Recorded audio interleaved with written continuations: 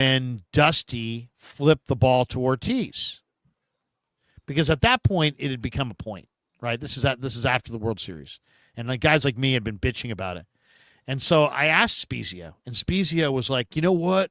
I didn't see it, but I was in the tunnel, and when I got back onto the bench, Mickey Hatcher and Alfredo Griffin were losing their mind. This is on KNBR. He's doing this interview with me. He's like, Alfredo Griffin and Mickey Hatcher were losing their mind. And they're like, can you believe that? He thinks this thing's over. He just flipped him the ball like it's a souvenir. You know, he's like, let's ruin their. And he's like, and then so I asked, I can still remember this question like it was yesterday. I said to 𝐼𝐵𝐲, so would you say that Dusty's ball flip to Ortiz added in any way to your guys' resolve to win that game? He's like, absolutely. Right then and there. Like that. I mean, I know he said it, but it's like, yeah. I know, but I mean, to hear that a couple weeks after the World Series, the line, all of a sudden the lines lit up, and people were like, "Dusty's gotta go!" Right? I mean, it was amazing. I remember all that stuff. It was an amazing. Look, man, time. that's something that goes down in history, right? I mean, as JT tells the story, which you just played, which is Dusty wanted to hear Russ Ortiz say, "Hell no, this is the World Series, man. This is my game. I want to play." Like that's what most players would say, like. Hell no, you ain't taking me off this mound. He wanted the red ass. Right. He wanted the red ass responses. He was Get off my mound and go sit in the dugout. Yeah, which most pitchers would give. And right? Instead, most pitchers would give that. And he's like, Russ didn't give him that. And then he went so to he's FIFA. like, all right, well, you're giving me no choice but to take you out because you're not like fighting for you're not fighting to stay into a World Series game. And you're kind of like, okay. We're going to bring him in. Yeah, okay. Like he's waiting. Like he gave him 3 chances. Like JT said, 3 strikes and you're out. 3 chances to say, hell no, man. This is my mound. This is my game. Get the hell out of here. But he never got it. No. So, I mean, doesn't that change people's perspective on, okay, you're ripping Dusty for doing it. But it's like when a guy sits there and is like, okay, take me out. What the hell what are you supposed to do? Like you can't keep the guy in, right? Jeez, Chappie, I mean, as a manager, you're looking for him to tell you to get lost, and he didn't do it. 3-2, Birdsong back out there for the 5th, and Chapman, I don't know what they're going to call that. That's an error to me. You think so? A little tapper, he just didn't get it out of his glove. Yeah, I don't know what they'll call that. But, I mean, I expect his Chapman thoughts to on Rocky's fan lawsuit and Darren Ruff's suit. I didn't hear about that suit. No, I don't know what that is. Should I look it up real quick? We could. I mean, big look at the people Darren on the sailboat. Ruff. It looks cold, man. Oh gosh, I'm not doing that, man. That doesn't look fun at all. Nah, I mean, like being on a boat out there would be fun, especially at night, but not a motorboat. Yeah, motorboat. A motorboat. Yeah, motorboat's always fun. A sailboat, some boat that's going to capsize in the middle of the bay, and you're going to be sitting there and shark bait. No, Dave Lombardi swims in the ocean and he swims in the bay. He can do it. Just ask him.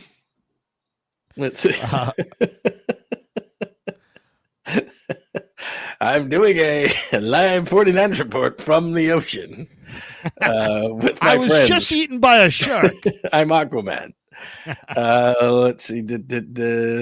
Let me see here. Mr. November. No, Tom Smith. Look at that catch. Web gem. Very nice. Here it is right here. May 22nd. I missed this. Darren Ruff is suing the Reds for damages after he suffered a career-ending injury while crashing into an uncovered tarp roller at Great American Ballpark 2 years ago. Yeah. I mean, why not, man? What's he asking for? Everybody sues everybody now. I know. Do you remember when Vince Coleman got knocked out of the playoffs when he got swallowed up? That sounds like what happened with Darren Ruff. Yeah, it sounds like that's what happened. He was like the fastest guy. Nobody could stop Vince Coleman except the tarp. Remember the tarp slowed him down? Remember that. That was unbelievable. That's when you used to have guys actually steal bases. Oh, I did see this one. Rocky sued for negligence after foul ball hits man's eye. Yeah. I don't know, man. I mean, look, you're at a game. Stop looking at your phone. I mean, that's what I watch the freaking game. Take some responsibility. If a ball hit me in the face, I wouldn't sue. I'd be embarrassed. He was in a private box at a suite as a guest of the company. Oh, that's even worse. Blah, blah, blah. Pay attention. Baseball hit him directly in the eye and face, causing catastrophic and permanent injuries.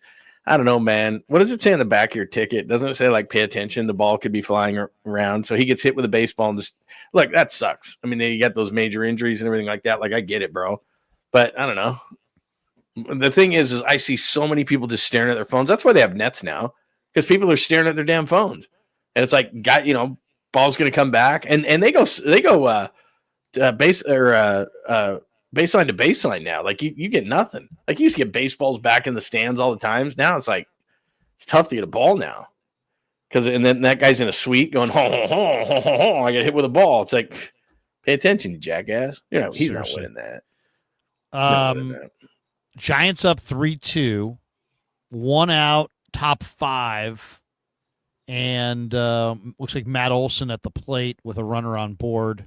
Birdsong's still in there. He's at pitch almost 90. This next pitch will be his 90th pitch. So he'll get through 5, maybe? It might be his last inning. Giants do have a very good bullpen. Yeah, I'd be all right with that. Because this week, this is what's so great about having Webb and Ray. Webb's last outing, 8? Ray's last outing, I think 7. I mean, you get guys in your bullpen in this day and age that are giving your bullpen 2 nights off a week, and plus you get, a day off a week, but you get 2 days off a week plus the regular day. So you're getting 3 days off a week as a bullpen. The one thing that makes me nervous about the Giants is exactly what happened last year. Detroit had the most innings pitched from relievers last year. The Giants were second, and their pen blew out. And that's the thing this year. They got to be careful that they don't blow their pen too early. And if you can get Ray and Webb giving you 7 or 8 innings a night, then there you go. And then you can have, Birdsong be solid for 5 and then dump into your pen a little bit early. So we'll see. But yeah, the thing that sucks about this is through 4, he looked incredibly dominant. 4, the wheels came off, and now 5, he's just trying to get through 5 so he can get the win. So let's see. Well, we'll see. By the way, Game 2 of the Stanley Cup Finals going on. Edmonton and Carolina 4-4 in overtime.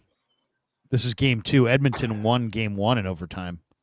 So Connor McDavid and the boys. I'll always go for the Canadian franchises. You know what's interesting about the NHL is like George Kittle lives in Nashville, and you see him go down there. Utah's now got hockey. They didn't know shit about hockey. Carolina, that's ACC basketball country. Like, we have so many teams in hockey in America that these Canadian teams would be dying for, and I don't think that anybody knows anything about hockey. Like, I mean, I know that there's a really smart and strong faction of Sharks fans, but it's small. We're sitting in Northern California with hockey. Like, when they get good, I'll watch them. I love going down to Sharks games. Don't get me wrong. But it is fun to go. I love it. It's a niche thing. But I remember I went to Detroit to do mornings in Detroit. I was a young guy. I really hadn't paid a ton of attention to the NHL.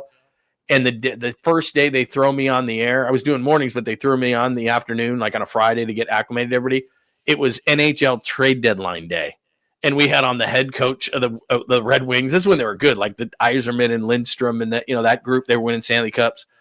And they throw me in there, and like I had to jam on hockey, like really hardcore hockey, because in that city, like as much as we talk Niners here, like they talk Lions, they talk everything there, but they talk hockey. Like it is funny though. It's funny. I have buddies who are like, hey, they talk a lot of hockey on WFAN. I'm like, no, they don't. No, they don't. They don't talk any hockey on WFAN. In New York? For the most part. No. They don't talk hockey in New York. Unless they're really good. They talk basketball, they talk lots of baseball, and they talk football. No, but they don't talk hockey. No. If I was there now, they talk hockey in Chicago. They talk hockey in Detroit. Well, they talk hockey in Toronto. They talk hockey in tons. Places like that. Well, it's just the timing believe it or of not, they even kind of talk a little bit of hockey. I heard it when I was in Arizona for spring training. They talk that the Arizona, whoever the flagship in Arizona is, talks some Coyotes. Well, when I was in Detroit, like I said, it was just different because it was the 𝐬𝐮𝐬 led group.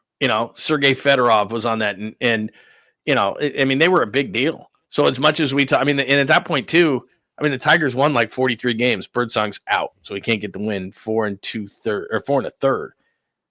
4 1/3. Dude, that was a quick pitching change. That was a quick change. Jesus, but, did you notice that?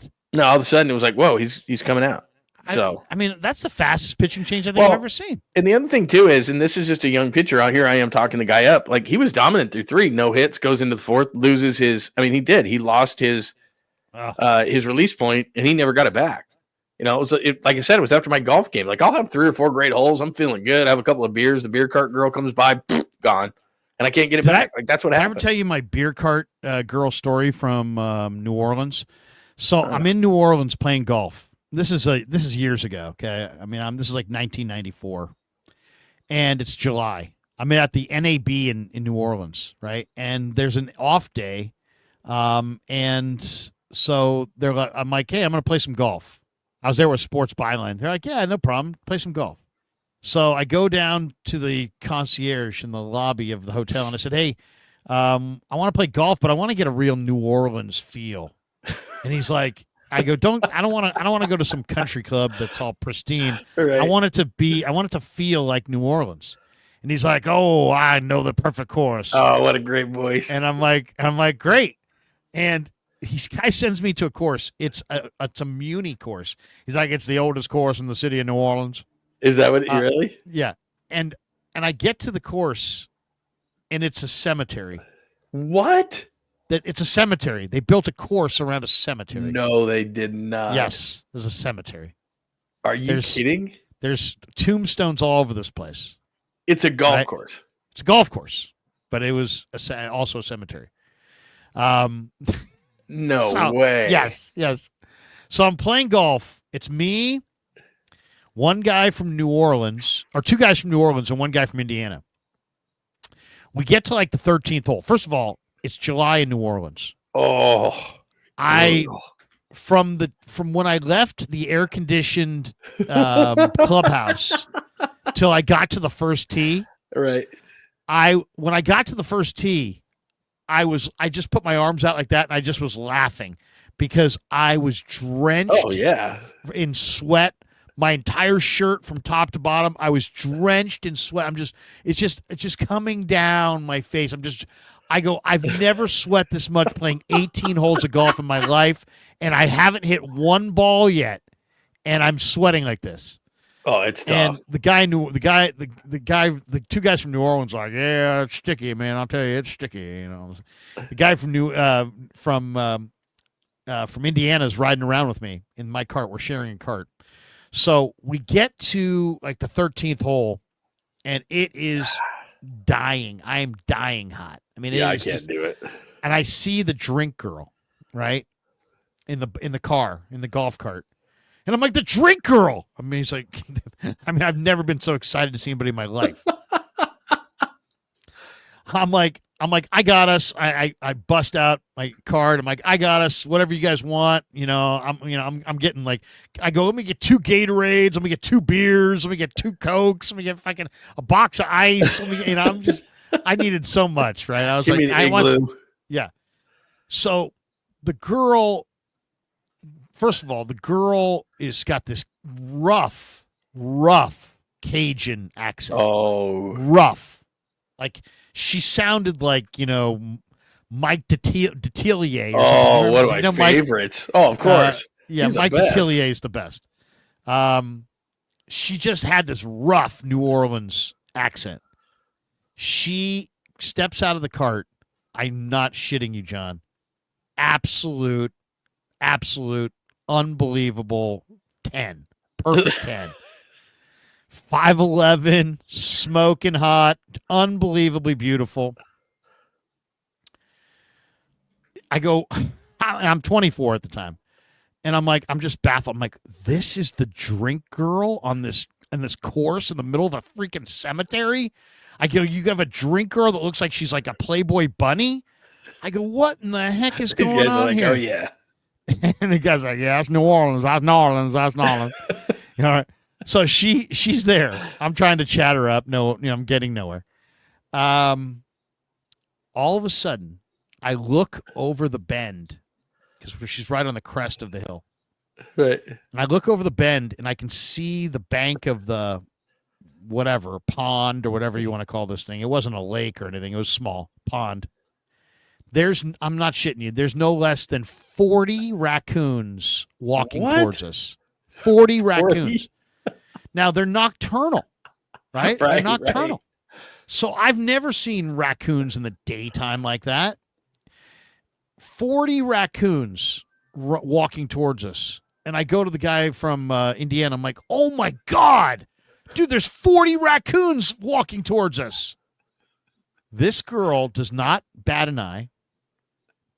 She goes into, I swear to you, I couldn't believe this. My mouth just dropped open. She's like, oh, they're so cute. She goes into the cabinet, reaches out, busts out a thing of corn nuts. Come on. Pours them in her, wait a second, dude. Pours them in her bare hand and fed these raccoons out of her hand. What? A perfect 10 who claimed she went to Tulane and was the drink girl fed 40 raccoons corn nuts out of her bare hand. It's just different. I go, different. What the hell? I go, those things are rabid. I go, stay away from that.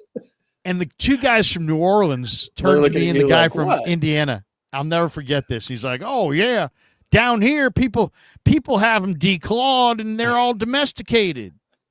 No way. I've never heard of that. What? He goes, no, come on. You never heard of domesticated raccoons? And I go, dude, if I invite you to my house in San Francisco and I have a raccoon as my pet, I mean, that's the trashiest thing I've ever heard in my entire life. That's like Beverly Hillbillies shit. Right. I'm like, what are you even talking about? That can't be true. He's like, man, people down here, man, they have them declawed and they have them as house pets. That's ridiculous. I've never heard about it. I've never heard that. Are you serious? This girl fed 40 raccoons corn nuts out of her bare hand.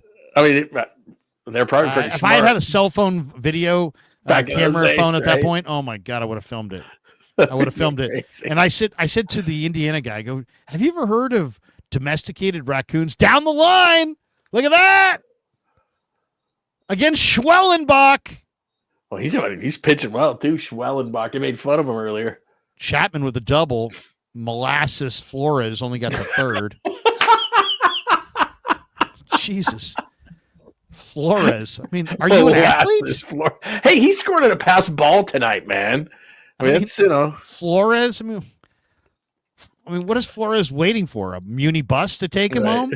Okay, so this is huge right here because the Giants do this. They'll score early and you get optimistic and then they don't score anymore. So here's Dom Smith, 3-2. Dom Smith, second and third. Second, third. You got to get some insurance runs here, man. I mean, the pen's great, but you can't be like every night, please be perfect, bullpen. Please be perfect. Like every once in a while, it's like, look, man, you got to, their record with 4 runs is something like 20-2. Like, just get to 4, man. Seriously, score 4. I mean, right here, you get a single. You're up 5-2, and you probably win the baseball game. I mean, it's a massive at bat.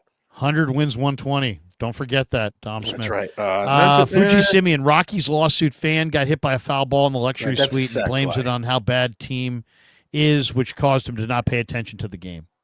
Oh, come on. That ain't happening. That ain't happening. Like if you get hit by a ball at a ball game nowadays. Oh, there we go. Sack fly. Yeah, that'll work. That's good. Give me 30 seconds. I got to get another beer. Yeah. Like Lamont Wade Jr. doesn't hit a sack fly there. I mean, I'm not saying Dom Smith is going to be the great elixir at first base for the Giants, but I mean, what did he get? 3 hits yesterday? Got a couple he's knocked in at least a couple. And then here's Willie Adames. Oh, he's hitting 197, so I guess there's a possibility because Fuji had a super a little bit early, said that we were going to have to chug if he hit over 200 today. I thought he was going to drop down to like 194. Had a terrible at bat, his last at bat, but he's at 190. Oh, never mind. He's going to ground out to third. All right, so they're going to stay one. We're staying positive on the bottom of the pint. If you're new around here, we were going to be positive. That was a part of our premise. Krueg and I got together when we were going to do this. And we said, all right, let's do a live show during a Giants game all year long with the caveat being that we're going to be positive, right? We're just going to have fun. We're going to drink some beers. If things aren't going so great, that's okay. We're not going to, but it's like, okay. So with that as a backdrop, like, I'm sure you just saw what I saw. Like Willie Adames, when they're talking about pressing, dude, work the at bat. That's what I'm talking about. Like Pat Burrell. Like, I like Pat Burrell. Been on my show lots of times. Great guy, all that kind of stuff. But it's like, you have to have a conversation with this guy. Like, that was just an awful at bat. A little weak grounder to third base. You're really friggin' Adames, man. I was just telling him, I'm being positive. What I missed. They got to run, so it's 4-2. But then Adames comes up, right? And you got a guy on third. You can make it 5-2. You can break this thing open a little bit late in the game, so that the pen doesn't have to be perfect. So that if somebody gets on for the Braves, then the tying run isn't on. And Adames doesn't even work the count. First pitch comes up, and he little slow roller to third base. It's like, it's not only is he not hitting, and I'm saying this in a very positive way. It's not that he's not hit. It's so much as he's hitting. The at bats are atrocious. I mean, they're terrible. And I know that Pat Burrell's not going, hey, Willie, first pitch you see, man, get on that son of a bitch because you're just not hitting.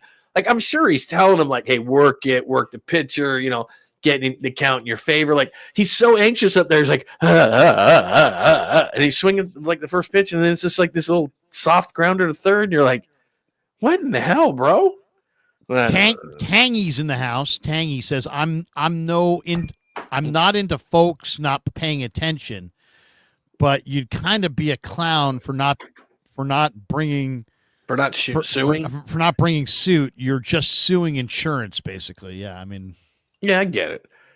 I don't know. To me, I just think, you're at a ball game and you're not paying attention and you're in a suite and you get whacked in the eye with a ball. That's on you, bro. That's a you problem. Like, honestly, come on, dude. If you're in a suite, you got plenty of time. Well, and he's trying to say because the Rockies suck. It's like, you knew that before you went into the suite. Did I ever tell you my Rockies story where I wasted like $700 on 4 innings of baseball? What?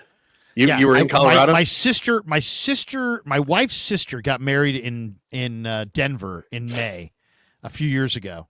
So we went to a game and brought the whole family out. And then we saw the Giants were going to be there when we were there. So we're like, oh, we'll have to go to see the Giants and the Rockies. So then I said, well, obviously I've got the connection with the Giants. I go, just let me know how many tickets.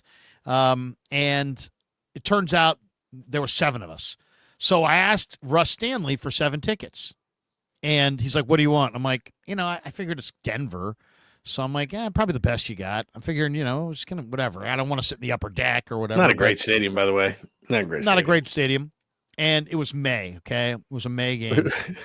And so it was a day game. Chilly. It was actually kind of humid. It was kind of humid. Really? All right. So we get to Coors Field, and it's a humid, overcast day, very humid. And I'm sitting there, and it's so humid out that I'm like, do I wear shorts? Do I wear jeans? Is it going to rain? I'm not that comfortable with like what kind of weather it's going to be. So I'm like, you know what? I'll just wear jeans and a short sleeve shirt and that'll be fine. Well, we get to the ballpark before the game and 𝐃𝐨𝐧'𝐭 sees, first of all, sure. Russ Stanley doesn't get us okay tickets. He gets us 7 tickets in the first row behind the Giants dugout. No way. And when I plenty of good tickets available, everybody. Yeah. So, and when he's told me that, I was like, awesome. And then I'm like, oh shit, that might be a lot, right? So they were about $100 a ticket, which is not crazy for a behind the dugout ticket, right? But it was a few years ago now. Okay, so $700 and something bucks. That's a pricey ticket back in the day. Pricey ticket. I wind up having to pay for it. I say to my wife, I'm going to pay for that. She's like, well, it's my family. You don't mind? I'm like, yeah, all right. Fine. You don't mind. So I'm like, whatever. What's yours is mine. What's mine is yours. Now pay up for my family to go to the game. Look at that. A ball to Adames, and he didn't make an error. Yeah. He actually made a play on it. Remember where you are. Remember this time. So 𝐃𝐨𝐧'𝐭 sees us behind the dugout and rolls Christopher a ball in the first inning. Like nice. Between the top of the first and bottom of the first. He just sees us sitting there. Christopher looks cute. He's got a little Giants hat on. And 𝐃𝐨𝐧'𝐭 rolls him a ball. So I'm like, God, this is freaking awesome. We watched 3 innings of baseball. And then all of a sudden, I'm in the 3 innings. I'm sitting there and I'm broiling. I'm so hot. I've got jeans on. I'm like, oh my God, I would do anything. You got swass. If I could cut these pants off right now, I would, and wear shorts. Right. Okay, so all of a sudden, 3rd inning, skies open. Oh no! All of a sudden, it gets super dark, and the skies open, and it's raining so freaking you paid hard for these tickets? I can't even believe how hard it's raining. It's just like, it's laughable how hard it's raining. It's like torrential downpour. So now I'm doing a segment with Rod back at 𝐾𝐨𝐵R. He's filling in. He's like, yeah, it's like, hey, will you come? You're there, why don't you do a segment with us? So I do a segment. Keeps raining. Now I'm sitting there going, I wish I had my umbrella, right? So it's like the only game I've ever been to where I'm like, I wish I wore shorts and I wish I brought an umbrella, all within like the first 3 innings of the game. It rains. Sit there for 2.5 hours drinking beer at Coors Field. With no ball. No ball. So a couple innings of ball. Right. For 700 plus. And then they make the announcement. And I'm like, oh, maybe the game will be canceled. Then I'll get my money back. No, the game's been suspended, and it'll be made up in September. Man, you ain't gonna be there, and I'm not gonna be there. Ugh. So Russ Stanley calls me a couple days later. He's like, "How was the game?" I'm like, "Russ, I spent like $785. I spent $785. I watched 3.5 innings, and then it's gonna be picked up in September." He's like, "Oh, bro, resell those tickets." Oh, that's brutal. So almost $8 to watch like 3 innings of Giants Rockies. So you pay $800. You got swamp ass going on. Then it starts raining, and you're out the $800 because they make the game up, or they continue the game in September or whatever. But I will say this: that's kind of a cool town. I kind of like you know what? I'd love to go see a concert in Red Rocks. I have seen that. Yeah. Have you gone to Red Rocks? Yeah, a couple of times. I went hiking up there. I went hiking, but I didn't go see a concert there. But I'd love to see a concert there. That looks like one of the most amazing concert venues ever. I mean, it's just up there in the hills, and it's one of those few places, like I've been to the Sphere in Vegas, for example. We saw you two at the Sphere. And how was that? Oh my God. Damon went to see Fish there. I'd love to see them there. The Sphere looks like the coolest place to watch a concert. I would say that Red Rocks is, if you're truly into the music, Red Rocks is amazing and lives up to the hype 100% of the time. The Sphere spoils you for every other concert that you're ever going to go to, because the thing is, like, for example, we were way up high, and you don't even watch U2 at all because there's so much going around you that you never even look at the stage because there's way too much going on. And they were showing like shots of Vegas and deserts, and depending on what the song was, and you were completely enthralled, and it freaked you out because everything's around you. They did one song where they like had flies on there, and they kept more and more kept coming on there, and it was just freaking you out. I wasn't exactly sober, of course, and it was wild. And so, yeah, it's cool. Like if you really like a band, like I know the Eagles, I think it's over, but the Eagles did some shows there. Like if you really like a band, you should go, because it will ruin you though for any other concert, because you don't spend any time looking at the stage. It's everything around you, and it's really, to be honest with you, it takes you probably 20 minutes, 25 minutes of the show to get used to it, because it's so overwhelming to your senses. It's crazy. Greatest concert you've ever been at? Oh man, I got a couple that really stand out. I saw Dave Matthews in an acoustical deal with Vince Welnick at the Warfield when my wife and I were dating, and I think I might have been like right before the show. I think I had to take a whiz, and I went into the bathroom, and there was some guy who was like, bro, I was a year behind you at SI. Way. And I'm like, oh, hey, what's up, man? He's like, smoke this J with me.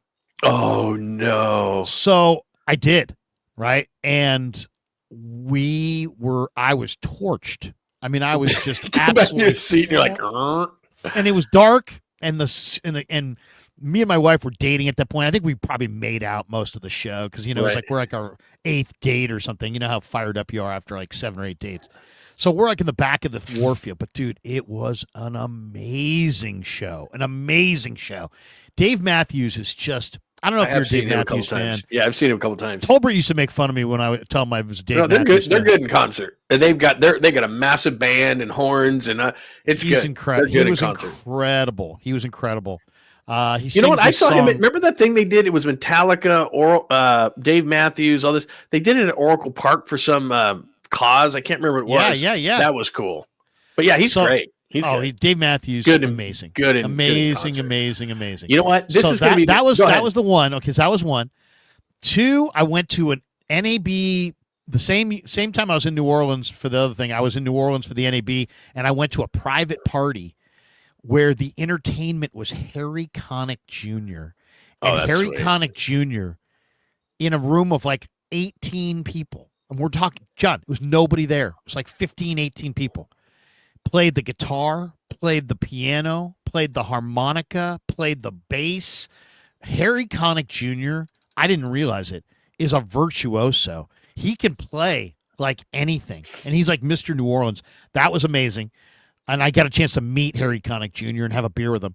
But the one show that I would have to say, top concert I ever went to, my buddies and I in college, and our girlfriends and our girls that we were hanging with, got a bunch of tickets, and Jimmy Cliff, who's a reggae star, came to the Radisson Hotel in Sacramento. By the way, Ryan Walker got out of the 6th. With 2 on. Yes. So they're still up 3-2. Or excuse me, 4-2. 4-2. Nice. Going into the That was a great move by Melvin, ahead. by the way, to go to Walker there. Yeah. Because the game was on the line. Yeah. The game was on the line. And he had, who was the guy that he pulled has got great stuff, too. The former Brave. Tristan Beck. Tristan Beck was throwing 97, but he went to the Walker, and Walker punched him out. He looked good. So that's Go ahead. good. Sorry, you're talking But anyway, concert. so we're at the Radisson Hotel, and the Radisson Hotel had a little courtyard, and it was just like a stage, some seats, then some lawn, and then the lawn went up over this hill, and then there was a swimming pool. And, dude, it was 107 degrees, and it was a nighttime concert. And me and like 3 or 4 of my buddies and these girls we were with all watched Jimmy Cliff from inside a swimming pool as we, like, you know, how cool would that be? Batted around a little volleyball or whatever we were doing. I forget what we were doing, but we were basically all in the swimming pool for the entire concert. I mean, that's cool. Now that in a 107-degree night in Sacramento, watching Jimmy Cliff sing reggae, you know, some great reggae, and, you know, Many Rivers to Cross, and, you know, Beautiful World, Wonderful World, Beautiful People. I mean, you know, Jimmy Cliff is just awesome. I don't know how much you're a reggae fan, but Jimmy Cliff. No, I know of him, of course. Yeah, he's. By the way, some really good stuff. Yeah, Metallica Park at Pac. I saw them on that one. People were talking about Red Hot Chili Peppers in Bottle Rock. I saw them that year. Bottle Rock is always good. I like those massive ones. You know what's funny? Like, we saw Pearl Jam at a place in Utah called DV8 before they hit big. But the thing was, we didn't know they were big. Like, we were like, oh, this is just a really good band. Like, literally a month later, they were the biggest band in the world. Like, but we saw them, but it was like 1991. But it was like we didn't know what they were. So I'd like to say, oh, that was the coolest thing, but it wasn't, because we didn't really know who they were. I mean, I've seen a ton of concerts, and the one that pops, like that one, U2 at the Sphere, is right up there with thoughts of them. It's got to be amazing. I saw the Stones at Giant Stadium, which was absolutely, and we had great seats. I saw the Stones in Canada one my time. God. It was amazing. I couldn't believe, because we were right at the edge where the stage goes out, and there's Mick coming out, so he was amazing. But you know what? This is going to sound totally crazy, but the Statute of Limitations is up on this. So I was a young man, I don't know, early 20s. And we took mushrooms, and we went to AC/DC. And where at? God, where we were, it might have been in Detroit, or I mean, AC/DC is one of my favorite bands of all time. And because you're talking about post Angus. You're talking about Bon Scott. No, not Bon Scott. No, Brian Johnson, and obviously Angus. Yeah. And Angus was a much younger man, and he's bobbing his head the whole time. But the funniest thing, and the reason why I say this, is so we're on mushrooms. We are just laughing our ass off. Everything is it's just incredible. The lights, you know how it is. You know, you're on psychedelics. Well, you know, I've never actually taken mushrooms, but my roommates did. Their eyes bugged out, and they all wound up on the roof. All I remember is they all wound up on the roof. Well, they're not a great thing to do in public. They're actually like with your best friends, you do them. But as far as a concert is a fun place to do them. But the funniest thing was, so they get to Highway to Hell, right? And that's about right when we're peeking out. And the funniest thing the whole crowd with these red lights popping onto the stage are going, Highway to Hell. And I turn around and I'm just shrooming my head off. And I turn around and I go, we're in hell. I really think, because at that time I thought, I think I might not be alive anymore. And we might be in hell. Because people are just going, Highway to Hell. And these lights are, blaring red onto the stage, and I'm sweating like a dog because I'm in the middle, I'm in a mosh pit basically near the stage, and I'm sweating, and I'm like, okay, settle down. Am I alive? Is this what hell is? Like, I'm not sure if I'm of this world. Like, it was wild, man. And back in like the 80s, early 90s, this kind of stuff, you had those guys with the long hair. And I just remember during that same concert, a guy goes, hey, man, do you have a light? He was going to light a joint. And I turn around, and I think it might have been in Utah, as a matter of fact, now they think that, because lighters there, you'd go up on a chairlift, and you had them up at high because the wind would knock it down. So you had your lighter up at high. And I light this guy's joint for him, and he had like long stringy hair in his eyes. Oh, no. And again, I'm on mushrooms, just laughing at everything. His hair just went up to, he's one of those guys that had a high forehead, and his hair literally in front of me, and you could smell it, went patting the hair out, and he goes, hey bro, like, is it okay? And I'm like, oh yeah, looks great. When the lights came on, dude, we were when the lights came on, we were out of there. And this is the old days, you had a lighter, you didn't have phones, when a certain song came on. But anyway, I know AC/DC, like, if you looked at it in probably my catalog of concerts, that probably wasn't the best concert, but it was just the funniest concert. Like, I've been to Grateful Dead in Vegas and camped out. I've done a lot of those cool things, but certain ones, just certain things pop out of the concerts. Bottle Rock, I've been to a few times and seen some great shows up there. It's cool. I saw Oingo Boingo one time, Dead Man's Party and all that. That we were that'd be a lot of moshing. We were flying that night. I'll give you another one. So I pick up my girlfriend in college, and I'm gonna take her out. And she wants to go. She wants to go to the Madonna concert. Right? This is like, was she at like the height of her powers or something? Yeah, of course. This is like 1990, right? I'm going 1990. By the way. Yeah, she's at the Oakland Coliseum. She's at the Oakland Coliseum. So I pick up. That's she's right in the middle of her. I pick up my girlfriend, and there. We don't have tickets. And I'm like, why don't we? I go, we don't have tickets, and I don't know if there's any on sale. I think it's probably sold out. I go, but why don't we go to a movie and go to dinner and this and that? And I could tell she was going to be really unhappy. And I'm like, the last thing I want to do. So my roommate goes, bro, you know what you got to do? And I'm like, what? He's like, because I'm telling him, I'm like, dude, my girlfriend wants to go out. She wants to go to the Madonna concert, but it's in the Bay, and I don't know if we can get tickets. And, so I just suggested let's go to dinner and a movie, and she's really doesn't want to do that. And I'm thinking to myself, I'm going to pay $40 for a movie, another $40 for dinner. It's going to be $100 night. Right. When that used to be a big deal. And she's going to be pissed. Yeah. Right? I'm going to spend $100 and she's going to be pissed. So my roommate goes, hey, bro, just make it a road trip and go down there and see if you can get tickets. And if you can, great. And if you can't, you just got out of going to dinner and a movie. That's a good call, actually. And I'm like, it's probably a whole lot cheaper. And I'm like, you know what? That's a good idea. You're totally right. We'll just drive down there. We'll just try to get tickets. We'll get shut out. We'll come back, and that'll be it. And then I'll be a hero for at least trying. We get down there, and I see this person that I know, and the person's like somehow connected to the concert. And the girl's like, yeah, if you just line up in this line here, they're gonna sell. They have like 150 tickets left over. And she says this to me. I go, really? So just stand in this line. So we stood in this line off to the side, and sure enough, as soon as the concert started, they like had these extra 150 tickets, and we got them for face value. So now, I mean, now I'm not a big Madonna fan, but it was a great concert. You got to do though. Right, it was a great concert too, and this was her truth or dare thing, right? So, so it was a big deal. It was a big deal, and I remember thinking to myself, God, that was probably a pretty good call because I was going to spend $100, and she was going to be miserable. Now we actually, tried to get tickets. That's a winner. We got them. Yeah, no, I've gotten to. I'm sure you've done the same thing. Like, I'm not a country music fan, for example, but for I've gone to those kind of concerts and stuff. You do stuff for women, and I've actually. I don't know. I'm a big live music fan, so I don't know that I've ever gone to a concert where I went, "Oh, that was terrible." You know what I mean? Because if I didn't really like someone, you went to a country. Yeah, Western I'm not concert? and I don't have. I don't mind country Western, but I'm not a fan. But it's like right. But I mean, I'm not a fan at all. The only problem was if you ever do go to a country concert, the women are dressed like insane. Like you're just like, oh my god, like in a good way. And I don't have boots. I don't have a hat. Like I don't have any of that, so I just come in my normal. We used to clothes, go, and they're looking at you like go to the country bar to pick up chicks. And oh yeah, that's a place. Do you know how many times I pretended to?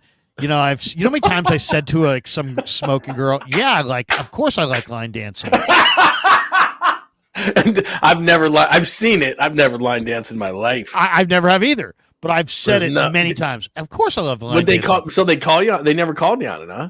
Oh no! I got a bad ankle or something. I can't. I by the time it's time to go out there, I make up another line to get out of it. But yeah, of course, I love line dancing, and here's the other lie that you got to tell. Yes, I like your cat. Oh, do you like my cat? Yes, I love your cat. I like your pussy, not your cat. I like your cat. I like your cat. I'm Seriously, lucky because I can't tell you. I can't tell you the number of times I pretended to like a cat. Oh. I mean, I don't like cats. I really don't. We have a dog, and I'm fighting not to get a second dog, and we're not. There's.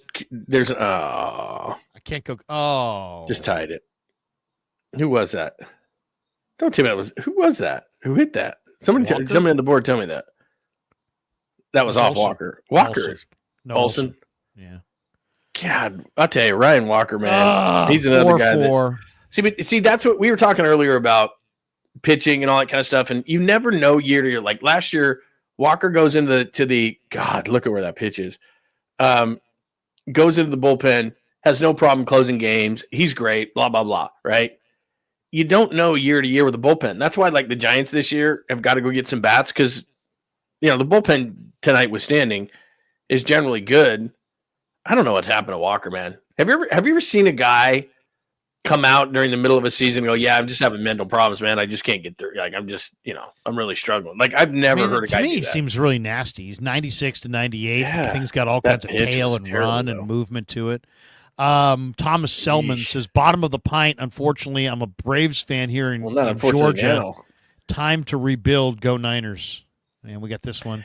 He's Fuji Simeon says, Larry, Sunset District has raccoons and coyotes and rats at SI. Thank you.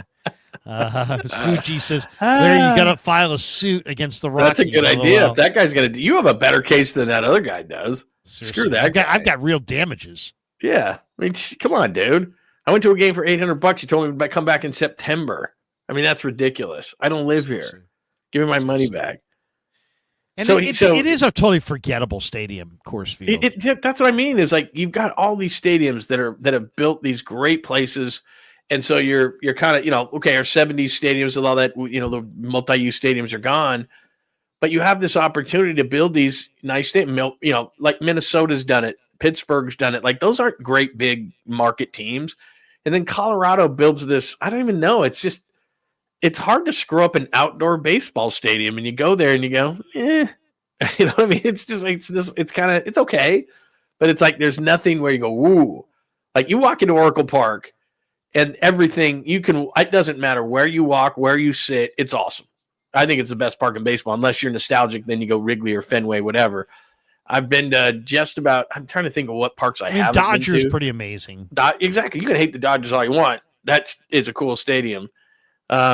Seattle is an underrated state. Like, it's hard to screw up baseball parks, and yet somehow Colorado is like. Kyle McKiernan at Larry Krueger says doses. Yeah, and that's like Damon and his fish shows. Yes.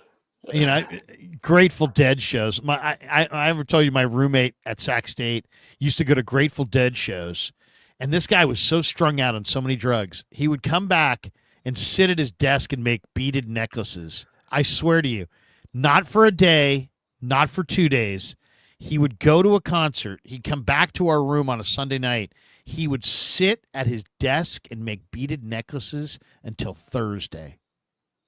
I mean, occasionally he'd go into the bathroom. Occasionally he'd move around. But, I mean, this guy was making beaded necklaces from Sunday through Thursday instead of going to class. I'm like, bro, you plan on sticking around the second semester? You might want to hit a couple classes. He's like, dude, I saw the dead. I'm going to travel with the dead. I'm like, yeah, great. Ryan Walker just threw a pitch about 20 feet outside. There's a problem. I'm not saying he's Lamont Wade Jr., but this is what I was saying about how the Giants were culpable. He's got to go somewhere. Like, go down to Arizona, chill out, talk to some, pitching coaches within the organization. I don't know, Vogelsong, whomever. Get your mind right and come back. Yeah, that's got to be a catch by Ramos. Dropped it. Got to get some help. But he's just not the same guy. Oh. And he's not going to – you can't put him in high leverage situations now. You're getting to the point where it's like Rodriguez and Duvall scares the hell out of you still, but it's Rogers, Rodriguez, and Duvall now. And Walker is kind of a spare part right now.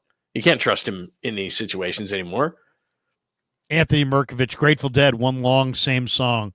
Yeah. I mean, they're all right. They were all right. I mean, it's. I went with a buddy down to Vegas and we camped out. Right. I saw two shows and I had a good time, but it was everything around it. You know what I mean? It was everything. And so we camped out. We saw a couple of shows. Sting opened for one of the shows that I was at.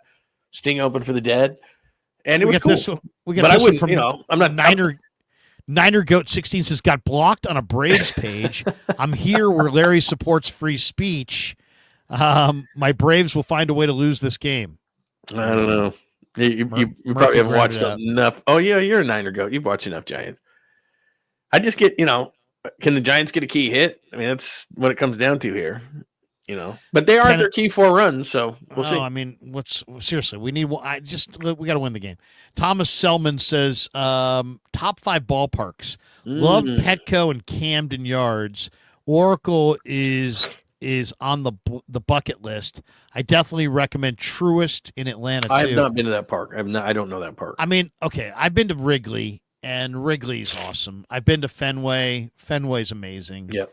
What's amazing about Fenway is beyond the outfield fence, they have like a row of bars that are really amazing. I mean, they've got the arcade bar. They've got all kinds of bars out there on Lansdowne Street. So,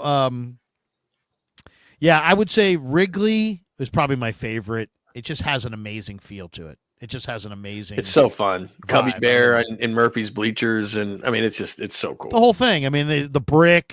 How close you are to the field. The fact that you're right there in Wrigleyville in the middle on the north side. It's awesome. It's amazing. It's like a little street carnival going on. But Boston. I mean, Wrigley, Fenway, Dodger. I mean, I think Petco is pretty amazing in San Diego. I think that's a great. I think it's underrated. I think Petco's underrated. I think that what are they calling it in Seattle? T-Mobile. I think that's very underrated. Safeco. It used to be Safeco. I think it's T-Mobile. I think that's underrated. The one park that everybody I went to loves. Some old ones. I went to Old Comiskey. It had tons of. Old Yankee Stadium I went to. I went to Old County Stadium. Did you really? In Milwaukee. Yeah. Milwaukee. Sorry.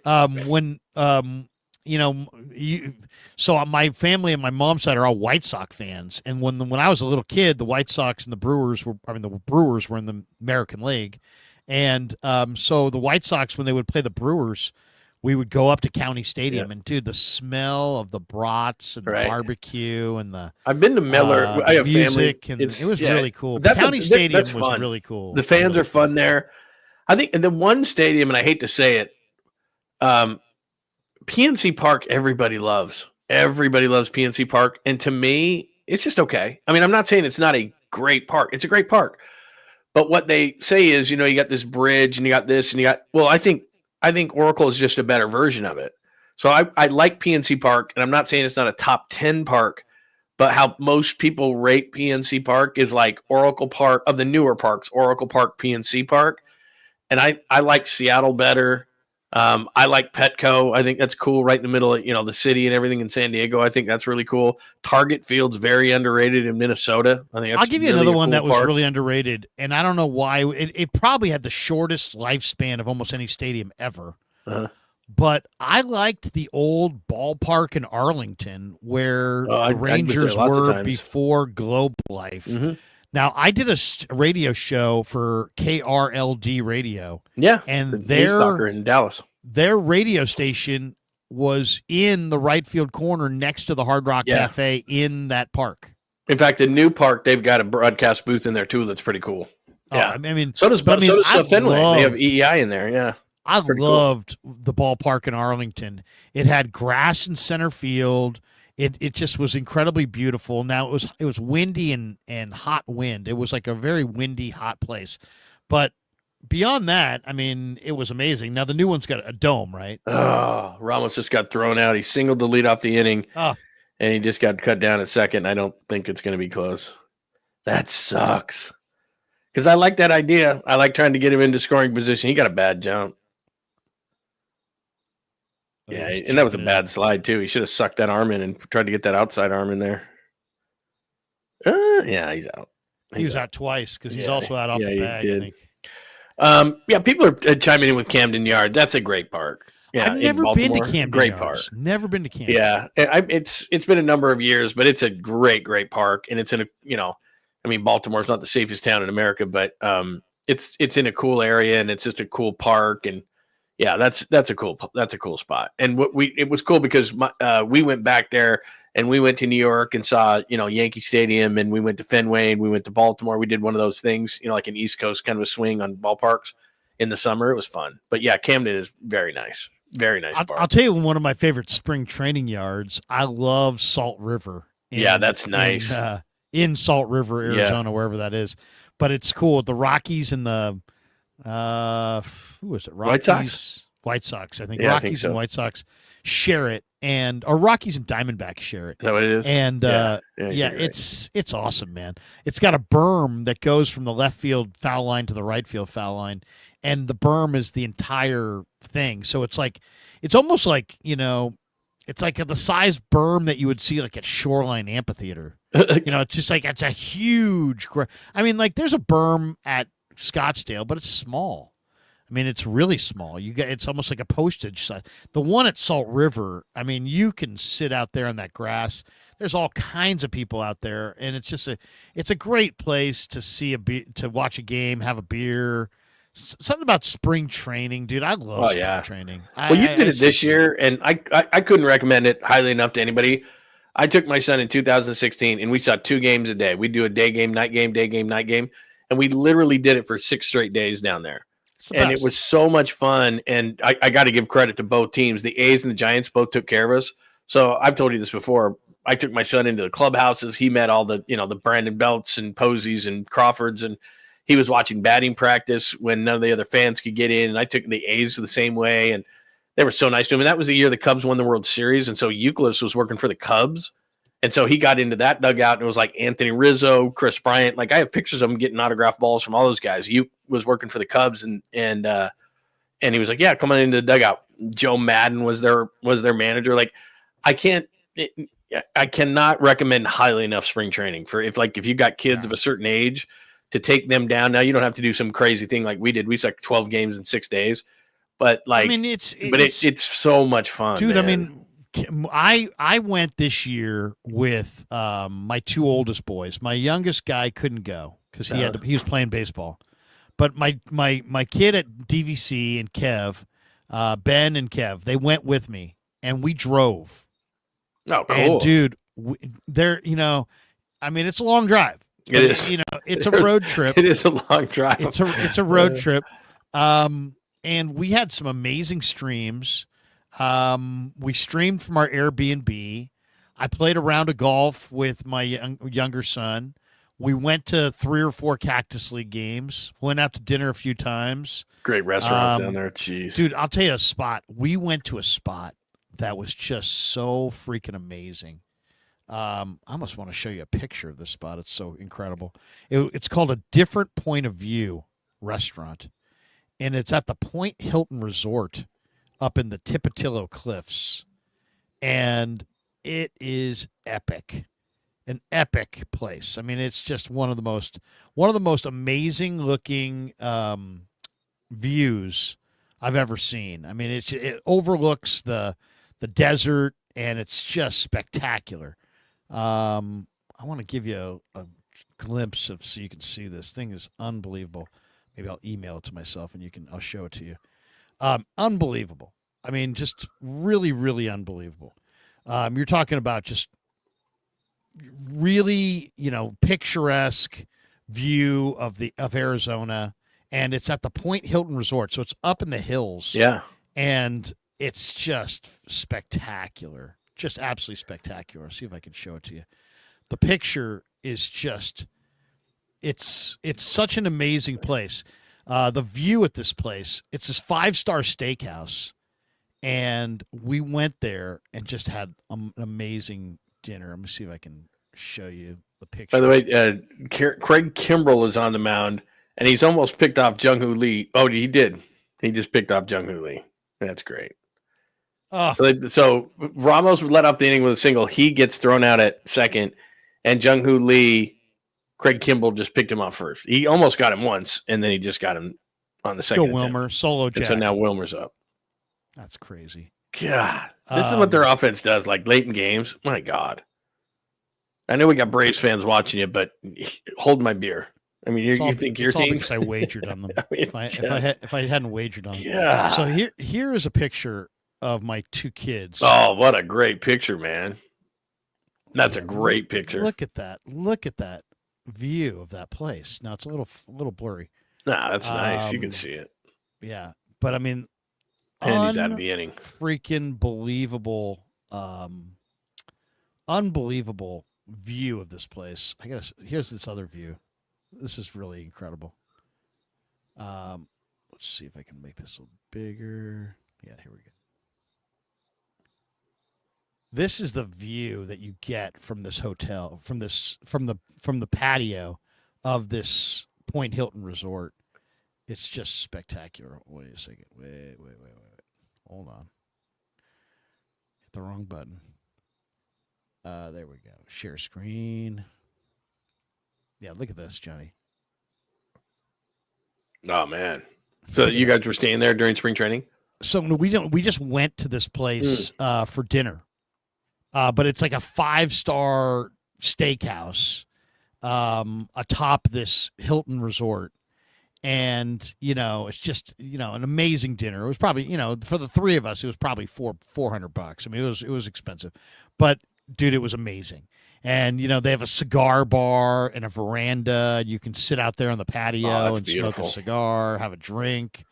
And now it was March, so it was a little chilly up there at night. But if you go in like June or July, I'm sure it's just unbelievable. Right. Unfreaking. Yeah, that's nice. To that valley, that's nice. That's really nice. Anyway. Fujisimi says, legend has it, guys still making beaded necklaces. Yeah. Your guy. That's classic. My old roommate. So the Giants run themselves out of that inning. So what a nightmare inning! 2-run home run by Matt Olson, and Ryan Walker's out of the game. They go to the bottom, and then Ramos gets on, hits a single. Then he's thrown out at second base, and then Lee gets on, and he almost got picked off the first time, which you'd think, okay, his move now. Nope. And then Kimbrell picks him off. Not a second time, but on a second shot, and so then Wilmer's out, and now we're to the top of the 8th. So That's just typical of their offense. I mean, they get a few runs. They even added on. They got the sacrifice fly from Dominic Smith, so it was 4-2, and you're thinking, okay. And then Ryan Walker was just terrible. Tyler Rogers into the game, tied at 4, top of the 8th. Come on, man. We have this one from Niner Goat 16. He says, remember when Larry said Trey Lance would win multiple Super Bowls? LOL. We have some bad takes. All right. Well, I don't know. I definitely had hope for Trey Lance. Didn't materialize. We do like 400 shows a year, and then a bunch of other stuff. Like I don't know how much content you put out, but I probably put out 4 or 5 things a day. So I mean, times I think I take Sundays off unless there's breaking news. But like, so okay, 5. Let's see, 150. So like 200 videos a month times 12. That's 2,400 videos. Probably going to say something wrong. Yeah, I mean, here's the other thing, too, is that I try to say something. Most people don't. So if you try to say something, if you try to put your balls on the line, if you try to, make a statement, you're going to get some right and some wrong. It's the way it is. Some people do these jobs and they never say anything. Right. And anybody can wait until it happens and says, hey, I'll wait. It's kind of with the draft this year. I think Nick Martin's going to be really good. And I put it out there. I said, hey, I think Nick Martin's going to be great. And guys like, well, you wait. You should wait. And it's like, we can't. First of all, I'm doing it now. I'm telling you my opinion now. Anybody, I mean, do you understand that? Anybody can wait until after the guy's good and then tell you that he's good. Why would I wait? If I'm going to tell you I think he's good when I think he's good. And if that's ahead of time, then that's ahead of time. And if I'm right, I'm right. And if I'm wrong, I'm wrong. Plus, I don't even get upset about it. Like if I assess something and I think this or that and I say it, it's like, so what? Like so many people in our industry, especially, the talking head shows, they always try to make some sort of an excuse up to why they said what they didn't come true. It's like both of you and I did sports radio, close to 30 years. And it's like, I said stuff all the time and I don't care if it was right, wrong, or indifferent. Like you said, at least you said something. I know a lot of people who get smothers in their ass because they sit on the fence the whole time. And that's fine. If that's the way you want to do things, that's fine. But like you said, I'm going to, I'll give you what I think. And sometimes it's wrong a lot, sometimes right, sometimes so what? I mean, it's just, that's the whole point of it. Right. And I'm not a hot take artist. This is what I really think. The one thing, not to get away from this, Nez, we're going to get a second out from Rogers now, 2 outs in the bottom of the 8th here on bottom of the Pint, 4-4, by the way, if you're just joining us, Braves and Giants. The only thing that, and I like Nick Martin, and when they drafted him, I watched a ton of tape. The only thing I thought of Nick Martin when I saw him at the podium was that dude ain't very big. And philosophically, it looks like the 49ers are, with Collins inside and with CJ West inside, that their philosophy has turned into, we're going to protect Warner, we're going to protect a guy like Martin. Because Martin is that thing that is so hot in the league right now, which is kind of part safety, part linebacker, but, super speed. Like Seattle drafted that kid out of South Carolina, and I know you stay up on everything. That dude is going to be starting at safety / linebacker for them. They love him up there in Seattle. I've talked to my friends about it, but they take him in the second round. They moved up to the safety out of South Carolina. Kid's about 225 pounds. Yeah, what's his name? Nick Emanori or whatever. Nick Emanori. Yeah. And he's great. He's great. And he's a safety, and he's bigger than Nick Martin. And but it's the same position that they're really going to play now. A little bit different in the Niners system, but I mean, Rodgers gets out of it because that's what he does. So we're going to the bottom of the 8th. But I only get concerned about, because I saw Nick Martin, I'm like, that's a small dude. Like when Fred Warner is 6'2", like 235. Nick Martin is at least listed at like 6 foot 220. But he's not a big dude, so he's got to get protected. No, but I mean, the one thing about Nick Martin that I love is that the guy has legit 4.3 speed. Mm-hmm. He's got great instincts. Yeah, that's good. And he's got 26 reps at 225. So that tells me this guy is really dedicated, because you don't get 26 reps as a linebacker unless you're spending some serious time in the weight room. So he's a dedicated guy. He's very serious. He doesn't want to be good. He wants to be great. He doesn't want to make the team. He wants to lead the team. Yeah. So I personally think, I hear what you're saying. He is kind of the poster child of all gas, no brakes, which Robert Saleh loves.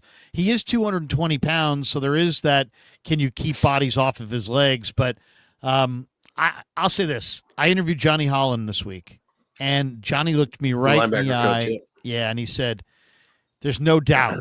He said, there's no doubt that Nick Martin's going to be a very good NFL player. Well, and he would have been. It may not be day one. Right. It may take a little bit of time, but he said there's no doubt he's going to be a great player. Well, that's what, a couple of things the 49ers have put themselves in a position, and again, it's bottom of the pint, and we'll get back to the Giants when the game comes back, 4-4 going to the bottom of the eighth. They put themselves in a position where they need some of these guys to come through right away. And I don't, it's not that I don't like Nick Martin. I do. I just think philosophically they're changing, which is let's get two big defensive tackles who can push the pocket, but also kind of tie up these guards so they can't get out to our linebackers.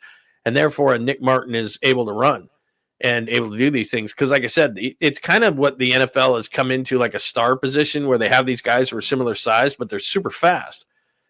Martin's a super fast guy. And if you can give him lanes to attack and get upfield, kind of like what their defensive line does, then I think he can be effective.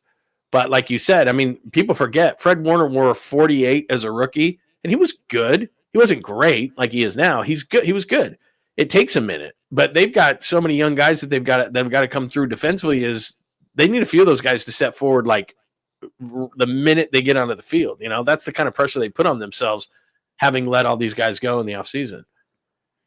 Bottom at 8. What do you Chapman up?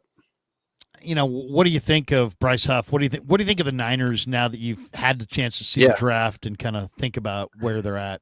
I think they're going to I think just because Jair Brown just had surgery and Malik Mustafa, we found out about the knee. I think they're going to go get a safety. I can't believe they haven't signed a guy like Blackman, who's still like 27, 28 and is effective. I watched him a lot at Utah. I mean, that kid can play. So I don't necessarily think they're done, number one. The Bryce Huff thing is awesome. I mean, I know people in Philly are trying to say he stinks or whatever, but I'm sure you saw this. Fangio the other day came out at OTAs and said he had a broken hand. Like he couldn't play. And then by the time he came back, guys had passed him up. Nolan Smith had, got going and they were asking him, and you were there. Bosa said this the other day. I don't, I get it. You're chasing the money if you're Bryce Huff, but like you've got to go to a defense that does what your skill set is. Philadelphia was asking him to sometimes go forward, sometimes go backwards. He's a third down pass rush specialist who can't set an edge and isn't a linebacker. If you put him in the right position, which is coming on third down in a wide 9 and pin your ears back and just get the quarterback, he can get those 10 sacks. And I think what they're going to do is they're going to have what they call, the Niners call, and a turbo package, which is their pass rushing package. And Mikael Williams is an edge setter, had the fewest amount of snaps in any edge rusher, and he's 20, so it's going to take a minute to rush the passer. He'll set an edge first and second. He'll move inside over a guard and third down. Huff comes in opposite Bosa. They're going to get after the quarterback, and he doesn't have to worry about, setting an edge or doing any of that kind of stuff. They're not going to ask him to do that. They're not going to ask him to go backwards like a linebacker. If you ask Bryce Huff to pin his ears back and go get the quarterback, he'll do that 10 times and have a high pressure rate. So Robert Saleh knows what position to put him in, and that's what he's going to do. It's a great trade. Yeah, I mean, to me, it's like I asked Chris Kasarik about it this week, and he's like, I don't think people realize that there's a major difference between being in a 2-point stance and the oh my god, and he was talking about the step sequencing, right? And he's like, the step sequencing for a guy in a stand-up 2-point stance as a 3-4 outside linebacker is so night and day different than the sequencing for your steps in a 4-3 wide 9 alignment, that it's so different that I just think that it's hard to get your rhythm. And if you like to put your hand in the dirt, and this guy really does, this guy not only goes 3-point stance, and Huff will go 4-point stance. Oh, there we go. Foul. Thought Casey. This is their organizational depth-wise as far as the Giants. I mean, like, remember 2021 and like everybody came up was awesome.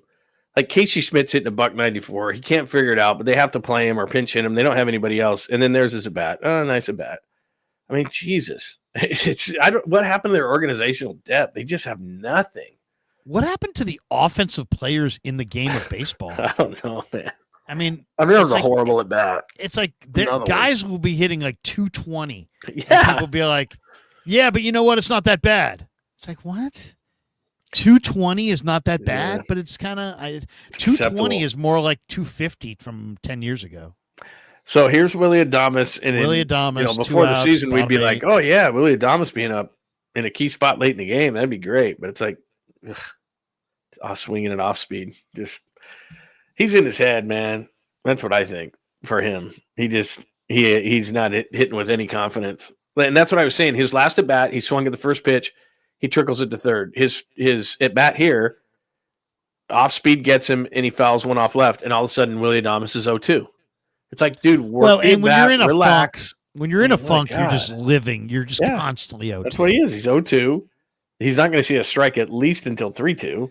See, now here's the one thing I don't like extra innings. He's awful. To me, if you're going to have the pitch clock, why have the extra inning rules? That's a great point. You have the pitch I clock. agree with The game, you've already got. It's going to go fast. Don't worry. It's going to go fast. Unless there's a replay, of course, and then it'll take 10 minutes. So he struck out. Giants go 1-2-3 in the eighth. Just a completely non-competitive at bat, and there's nothing they can do because they signed him for 7 years. But this is a lot shorter of a situation. But they did it last year and they did it the year before. Farhan had the last 2 years before he got fired really bad signings in the offseason, and they dumped him in the regular season. I don't think you can dump 6 more years of Willie Adames' contract, but if I was the Giants, I'd try because this ain't working, man. I know we're only, what are we, a third of the way into his first season, but what that bat was horrible. That at bat was horrible. There's no move to make.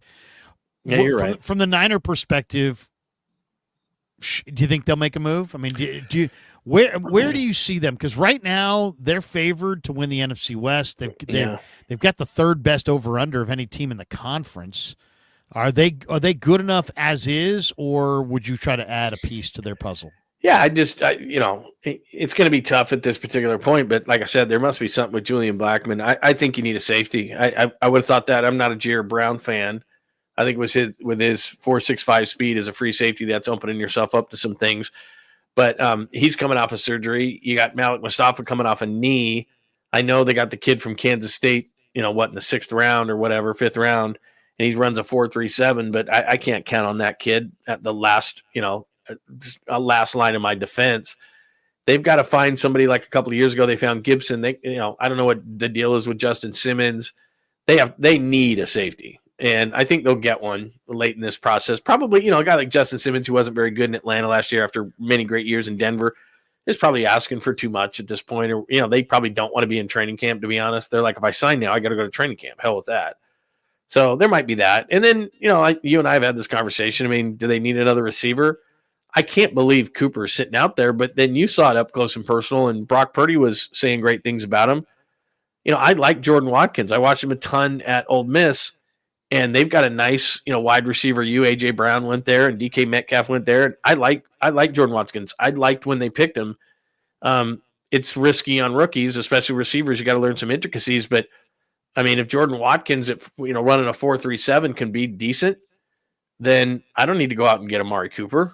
I mean, I thought 𝐃𝐨𝐿 looked amazing. Do you think it's weird, by the way, that Melvin has gone to Doval in the 9th in a tie game?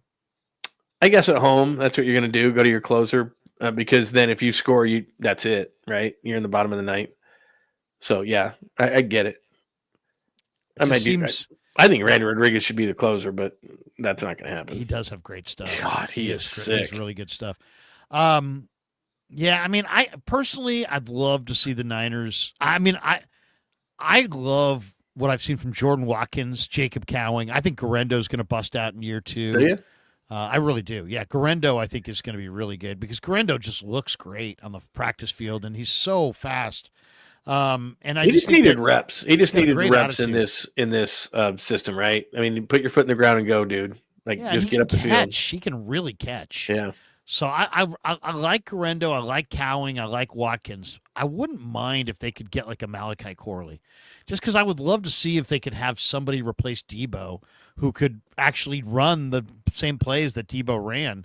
And I think a guy like Corley could do it. Well, anyone who is a former Jet or is a Jet is definitely a candidate. I'll tell you another interesting move that I thought was I brought up last night on the stream with Dieter, struck him out on the slider. We were doing bold predictions. We were doing a stream the other day. We said, let's go bold predictions. And I forget what he did. My bold prediction was Tanner Mordecai is going to beat out Mac Jones. just because he knows the system. He's athletic. He's got a really good arm. Mac looked a little, I don't know, just a little high on some of the passes. He didn't look as good. He's obviously not nearly as mobile as Mordecai. So I was just saying, hey, I think Mordecai may beat out Mac Jones for that number 2 job. And I was just, extrapolating it out. If that happened, if Mordecai beat out Mac Jones, I read an article yesterday that 𝐮𝐬𝐲𝐭 is pretty much done with Anthony Richardson. Yeah, it's not looking good. And you know what? They're going with Daniel Jones, and they have Riley Leonard.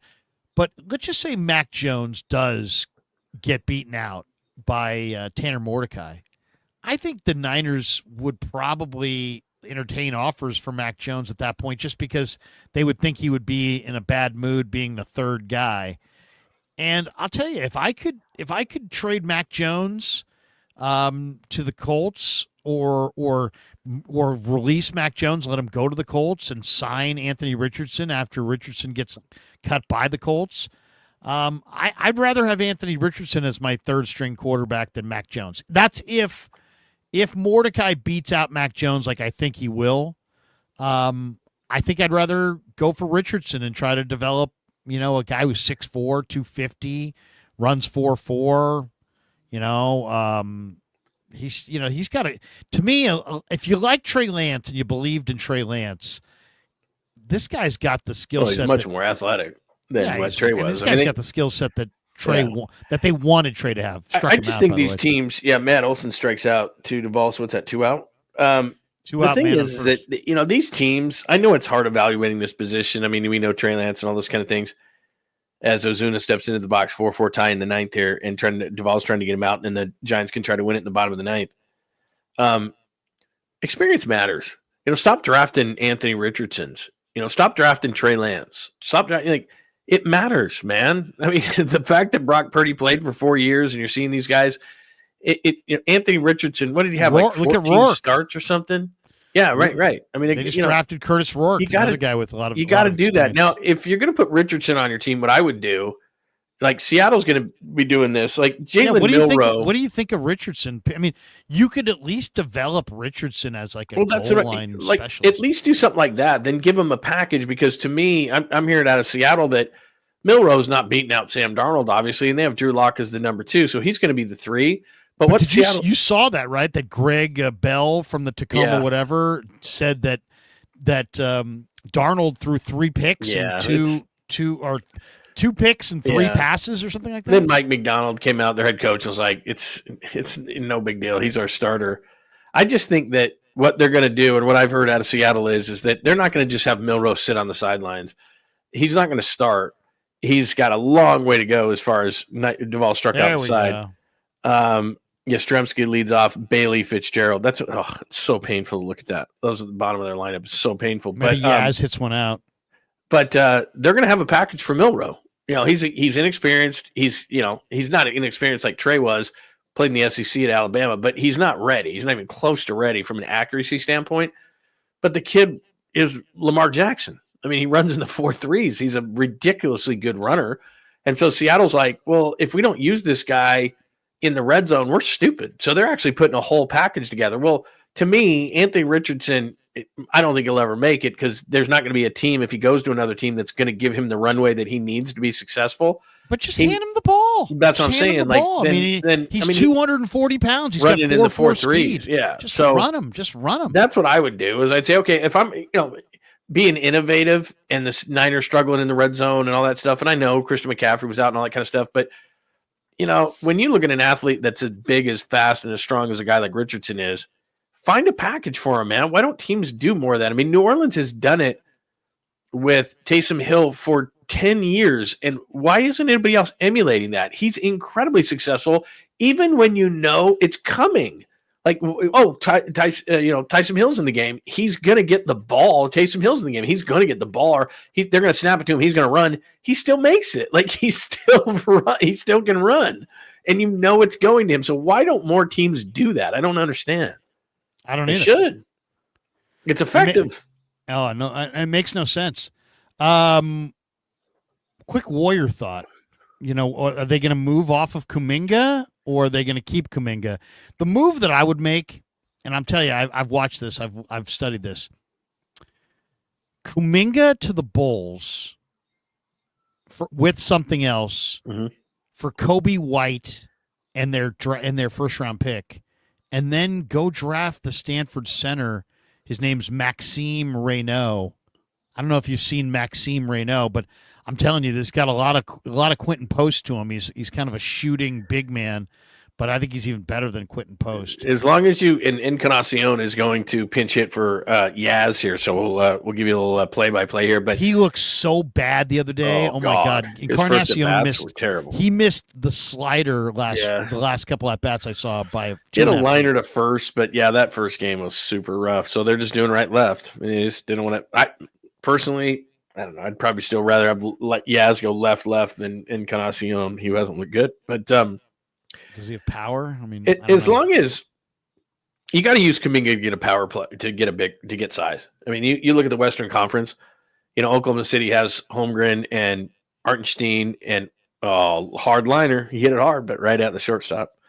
They have Hartenstein and Chet Holmgren. Minnesota has the size that we saw. Houston has the size that we saw. Everybody has size. The only teams who don't have size are the Lakers because they traded it away, and the Warriors. And you can't compete in the Western Conference without any size. So they've got to be able to use Kuminga for the size. And the other thing where I think people are erring when it comes to Kuminga and possibly trading him or not, it's up to him. At this point now, because they haven't played him, he would have to sign the extension. And the further you give the other team, the more you're going to get in return. So in other words, he's restricted this offseason. After this season, he's unrestricted. So then you have no choice. So all the power right now is in the hands of Jonathan Kuminga. And if he tells you he doesn't want to sit on the damn bench anymore and get jerked around by Steve Kerr and the Warriors, then they have to trade him. Because if he says, look, I'm not hey, we're going to offer you this, I'm not signing an extension. And the Warriors aren't giving him a max deal or whatever he thinks he's worth. So I don't see how he could stay around. And so you've got to use Kuminga to get size. So however you do that, like you said, whether it's through getting, a Bulls deal and you get a pick and you get some size there, or whether it's Miles Turner, Naz Reid, whatever, you got to get size. I mean, Naz Reid not bad, but I don't like Brook Lopez. And everyone's talking about signing him. By the way, shocking breaking news that Patrick Bailey struck out. Very shocking. Very shocking. And he's walking back to the dugout just looking super bewildered. By the way, Anthony Catania says, here at the shop, just finishing up our monthly trade night, watching while I'm cleaning up. Love the show. And we should tell people our show is brought to you by Sharp Corners Sports Cards and Collectibles. They're at 205 Cypress Avenue in Pacific Grove, California, along the Monterey Peninsula. And Anthony Catania is the owner.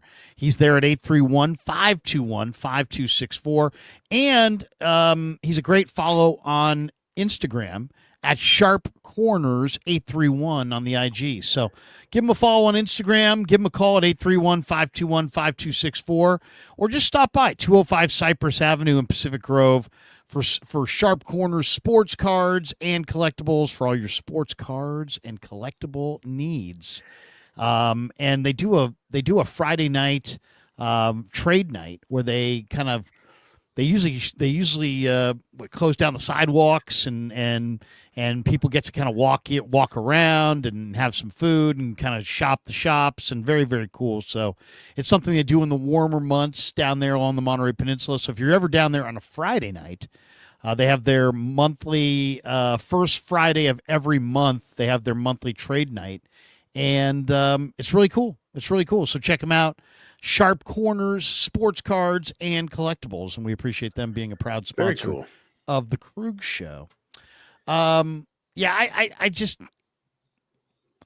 know what to make of the Warriors. I mean, I understand the people that are critical of Kerr, but I mean the people that go really far and are like fire him, I don't get that. I mean, come on, right? But I definitely don't think like. Some of the talk around the Warriors is like they can't go young. They've got to go old. And it's like, you know what? Keep building. Don't stop building because, you're going to need your young players to be play key roles going forward. So, I mean, this idea that you never want to draft anybody ever again, I mean, how did you get Draymond? How did you get Steph? How did you get Clay? How did you get Barnes? How did you get Festus? You drafted all those guys. And I kind of feel like the Warriors have drafted pretty well, except they just don't. They have a second-round pick this year. That's all they got. But I think it's time for Kuminga to leave. And I'm tired of watching. I'm tired of watching the stupid game plan that the Warriors have, where Kerr knows that there's a very good chance he's not going to play this guy in the playoffs, but they don't trade him at the deadline. It's like, trade the guy at the deadline if your coach isn't going to play him in the playoffs. Right. How hard is that to understand? Yeah, and at this point, like I said, it's switched. The Warriors had the power. Now Kuminga has the power, and he's not signing up for another year of this. He's just not. He's not going to get jerked around. Even though Joe's kind of sucking up to him. Yeah, but he's not going to do it. I mean, unless they max him out. I think the thing is, and you hear it out of his camp, is that he wants to find out if he's any good. And someone will pay him because he's got so much athletic potential. Someone's going to pay him more than the Warriors would end up paying him. And I think that his agent's going to go out and try to find that team so that he can play because, it's one of those things where, you're always looking over to the sideline. Oh, I just missed a defensive assignment. Is he going to pull me out? I mean, you can't play like that. You can't play any sport like that. A quarterback can't sit there and go, if I throw a pick, am I out? A baseball player can't say, if I don't get a hit here, am I out? Because it's in the back of their mind. And Kuminga, to me, is constantly looking over to Steve, like, is he yanking me or do I get some rope here? And he doesn't get rope. And the only reason he played in the playoffs was because of injuries. And was anybody surprised that he did what he did? I wasn't.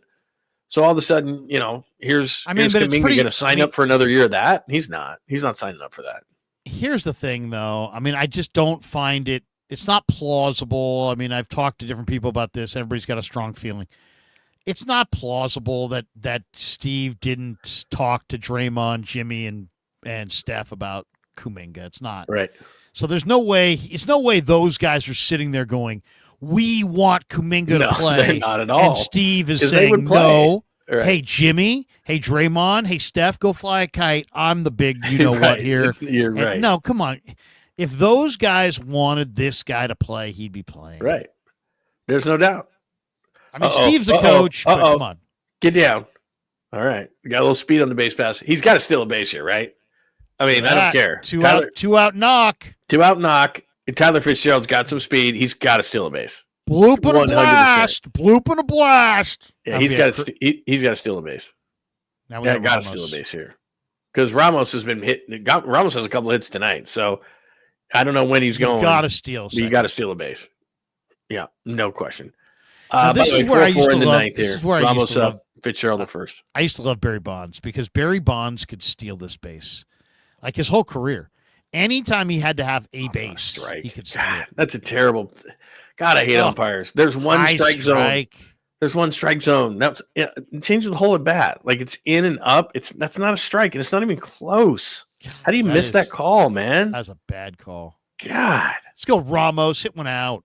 He got picked off. Oh my God, the Giants suck. I'm sorry, and I know we're positive. You got to be kidding me. But think about this tonight. Ramos got thrown out at second. Fuck. Jung-Hoo Lee got picked off first, and now Tyler Fitzgerald's been picked off first. Like, God, what the fuck? I mean, seriously. Tyler Fitzgerald. And that's not even close. And they know you're going. And you get picked off. God. Oh, my God. I mean, if you're Bob Melvin, at the end of you got two guys picked off. Look, Ramos got caught stealing. It happens.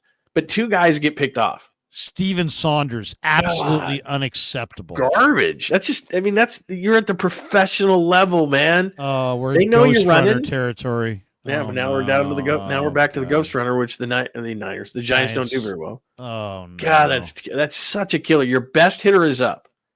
And you do have to steal a bag, but I mean, you're Tyler Fitzgerald, and we're both fond of this term, and we learned it long ago. Who was that linebacker with the Niners that you're the one who came up with this? What would you say you do here? Gerald Hodges. Right. You're Tyler Fitzgerald. You're okay defensively. Somehow you don't have any power whatsoever. You've got some athleticism. You get on base in the ninth inning. You've got to steal a base. That's why you're here. And you get picked off. What would you say you do here? What was I mean, that brutal. I mean, it's just so brutal. Bad. So bad. Second guy to get picked off for the Giants tonight. Brutal. That is just I mean, unacceptable you at that just level. can't make multiple outs on the No. base pass. When you're a horseshit offensive team, Right. you cannot make outs on the base pass. And plus, that's your best hitter. Like Ramos is up.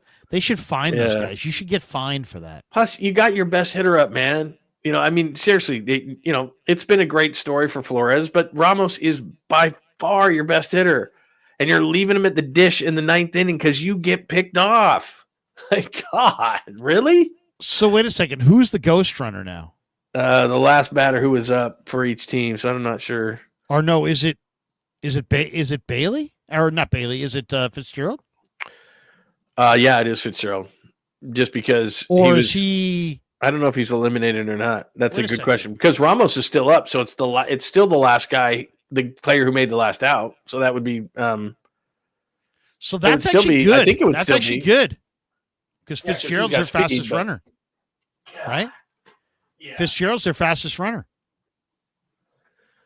Yeah, that's not bad. So that's not bad. As long as he doesn't get picked off. Rigged says 2 pickoffs is damn embarrassing. Yeah, it is. It is. Like and again, that's a situation where, look, I know Bob Melvin didn't do it, but what are you doing?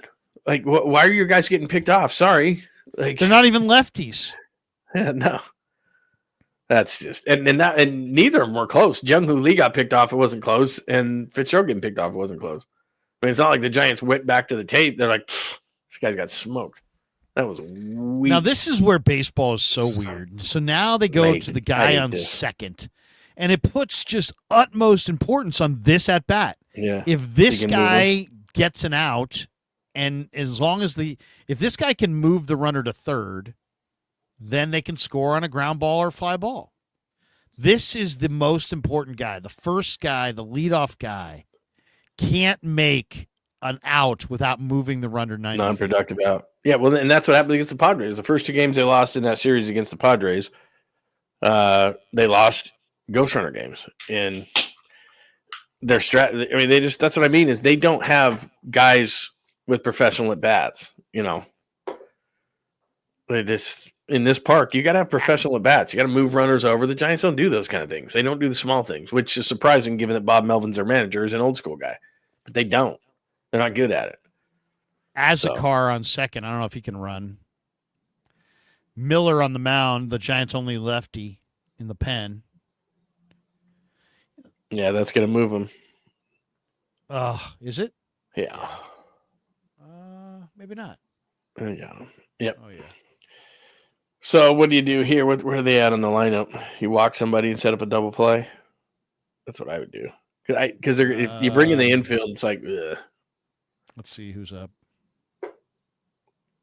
Panthers won the game 2 of the Stanley Cup Finals. Eli White. I guess I don't want to walk Eli White. It's not like he's great, but I don't know. I like setting up a double play here rather than giving him the percentage and bringing the infield in. Eli White, and then Harris is on deck. He's got 2 hits today. Yeah. I think they're going to just go at him. All right. Here we go. This is the most important batter of the game right here. I mean, the one thing this is where baseball gets really lame. It's like, okay, I don't like the ghost runner. It's 10 o'clock. It's not 1 a.m. It started at 7:15. 10 o'clock on a Friday night. Mm-hmm. Where's everybody go? I mean, come on. Nobody looks like they need to go. Everybody's hanging around. No, you know what I hate? I hate being like almost ushered out of the park nowadays because things move so fast. And don't get me wrong, I like it. I like the timer now. I didn't at first, but I do now.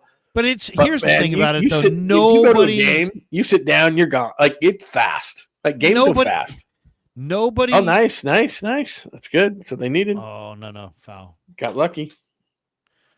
Nobody ever walks, and nobody who doesn't work there walks out and says, you know what, I wish the game was over sooner. Right. The only people that want to get out of there sooner are the only people that they ever ask about it.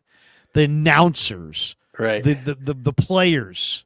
The media people. Yeah, guess what? They're all fucking working.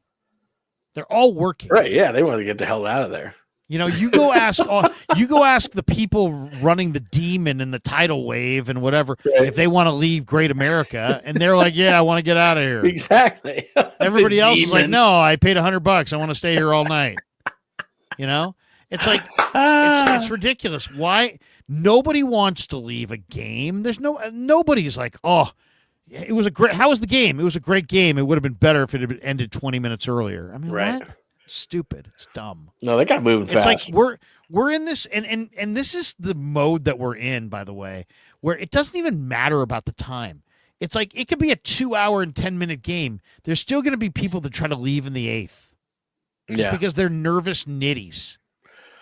No, I like the clock, but sometimes it does move pretty fast. I mean, you go to a ball game sometimes, and if it's over in like 2:10, 2:15, you're like, Jesus, I just got here, got a dog, got a beer. Got another beer, and now it's like the 7th inning. Well, yeah, I mean, that's the other thing. This is expensive entertainment. I mean, and you added 2 different elements that both sped up the game. So yeah, I mean, the game's going to be a lot faster. But I mean, is a game better if it was an hour and 15 minutes? Is it better if it was 35 minutes? Is it better still if it's 10 minutes? I mean, what are we talking about? I mean.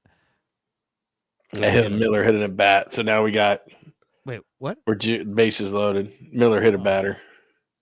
Oh, they pointed to the third base guy. Yeah, so we're bases loaded, 2 out. Great. This is huge at bat. This is a bat of the game, man. Because if they can come back, I mean, that's the advantage of being the home team. If you can get this batter, they wear so much gear now. I mean, Barry started this, but they wear so much gear now that they're just not afraid to just stick their arms right over the plate. Oh, I know. You know, that guy's got 9 different pads. That's what I'm saying. Like, pitchers nowadays have a real disadvantage because players are like, I'm geared up. I got gear everywhere on me. I can just lean right over the plate, and it's not even, I'll get hit. Going to Spencer Bivens? You've got to be kidding. He's my least favorite bullpen member, by the way. He's got the worst stuff of your entire pen. I don't love this. Spencer Bivens here. I mean, this is what happens. This is what happens when you go to Doval early, when you go to Walker as early as they did. They're in a Spencer Bivens mode. See, Spencer Bivens. I know, I get it. Left, right, left. I get it. But the other thing, too, is when you put someone in like this, and Bivens, like you said, has the worst stuff in their pen, the bases are loaded. So there's no room for error for you, and you just came into the game. Like, you don't get to warm up. You don't get to get a feel for the game. You don't get, like, you're bringing in a guy, and if all of a sudden, he goes, his first 2 pitches are balls and he's 2-0. Now he's like, damn, I just got into the game. I don't get any second to get a rhythm here because if I walk a guy, then they score. I just hate that. I don't like this move at all. And I get it, left, right. But there's also things, and this is why, I thought Bob was, I'm going to listen more to my gut. I mean, this is an analytical move, left, right. But it's like you're going to put your reliever, who's probably your worst reliever, into the game with the bases loaded and the game on the line. That's as high leverage. Who doesn't strike anybody out? Yeah, I don't like this. I'll go on record right now as not second guessing, first guessing. I don't like it. I hope he gets out of it, but that's a lot of pressure to put on a guy to come into a bases loaded situation. And no, that's like you got to put the ball on the plate, man. Lefty righty games here. God damn. Yeah, I don't like it. We'll see. Like I said, those people don't look like they need to go home. Everybody's staying. It's early enough. It's like, doesn't look too cold down in the city. Whatever. Yeah, all kinds of people watching that. Yeah, his numbers aren't horrible, but I don't love it. I don't love putting a guy in a game, automatic pressure, bases loaded, go for it. I mean, it's not like Miller was some horseshit looking pitcher. He just shattered the last guy's bat. I mean, blew that bat into smithereens, and now you're going to bring in a guy that has the least stuff. Because it's right. What if this game goes long? How many pitchers do you have? Right. And then he starts out with a ball. That's what I'm saying, is that the guy has no opportunity to get a rhythm. If he walks this guy, I'm going to lose my ass. I know, it's ridiculous. I think it's stupid. You got a guy that's got a rhythm. I get it. He hit a guy, but now we're 2-0. See, this is worst case scenario. Jesus. Total worst case scenario because the guy doesn't get a second. Come on. Yeah, that's a bad move. I don't care if he gets out of it. It's a bad move. It's a bad move. The 1-420 says because the computer told them to. Yeah, and I thought they were going to do less of this under Bob. Oh, the guy, what a bailout. I mean, that was a strike, but still, I'm not swinging 2-0. Dude, no way you're swinging. But he did. No way. Fouled it back. All right, so now you're back This in guy was swinging 2-0 with the stupid. bags loaded. I mean, That's that is stupid. idiotic. Yeah, because you got to make him throw a strike first. Make him throw a strike. Yeah. I'd take 2 pitches, especially if this one's not a strike. Gets it back. Here we go. Let's end go. this. Because, being at home, obviously, and having the runner on second. See, no, this is what I'm concerned about right here. This guy doesn't have the put-away. strikeout. The put He away doesn't have the pitch, put-away pitch. Right. Yeah. He can get to 2 strikes. He can't put anybody away.